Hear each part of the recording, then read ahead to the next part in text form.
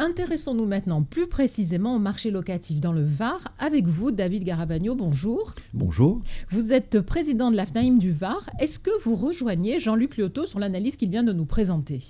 En grande partie, je rejoins tout à fait l'analyse de mon confrère. Je noterai l'impact non négligeable de la crise sanitaire sur les locations type Airbnb, qui au final sont venues grappiller pas mal de marchés sur nos locations traditionnelles. Mais pendant cette période de confinement, zéro location Airbnb.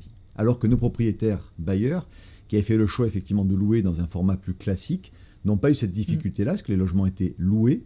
Et qui plus est, avec le chômage partiel, les locataires ont pu bien sûr percevoir, en tout cas les salariés ont pu percevoir leurs revenus, ce qui fait qu'on constate une stabilisation parfaite des impayés. Donc il n'y a pas eu de difficulté pour les propriétaires bailleurs qui avaient fait ce choix de la location de longue durée. Et c'est bien de le préciser. On va parler maintenant de la transaction de façon plus précise, avec peut-être quelques prix indicatifs.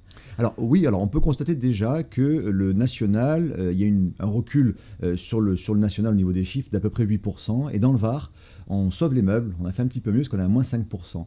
Sur une année de référence qui était 2019, qui est une année exceptionnelle, très exceptionnelle. Et dans le Var, on note aussi un léger recul des prix au mètre carré des appartements. On se situe aujourd'hui un petit peu en dessous des 3 000 € le mètre carré pour les appartements. Et pour les maisons, une petite augmentation des prix, mais très légère. Et on a un prix moyen de 320 000 € dans le département pour une maison d'habitation.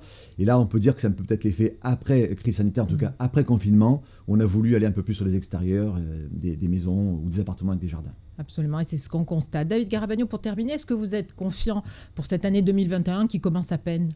Alors, confiance, oui, puisque nous constatons que les chiffres du dernier trimestre 2020 sont très positifs par rapport à ceux de 2019. Là encore, un exceptionnel. On a à peu près 120 000 transactions actées au niveau national sur le dernier trimestre, ce qui fait qu'on va avoir un report à nouveau très positif sur ce premier trimestre pour la trésorerie de nos agences d'une part.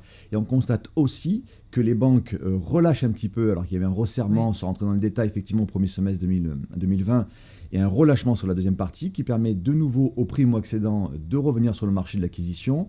Et aux primo-investisseurs aussi, on constate d'ailleurs une recrudescence des demandes d'investissement en locatif pour aller sur cette fameuse valeur refuge qu'est la pierre et qu'est l'immobilier. Donc beaucoup d'optimisme, et puis on a la chance aussi d'être dans un département majeur dans notre région qui a eu la plus forte démographie en 2019 d'après les chiffres de l'INSEE, ce qui veut bien dire que le Var attire beaucoup et par conséquent j'ai beaucoup d'espoir et de positif sur les mois à venir. Et sur cette année 2021, merci beaucoup. Exactement.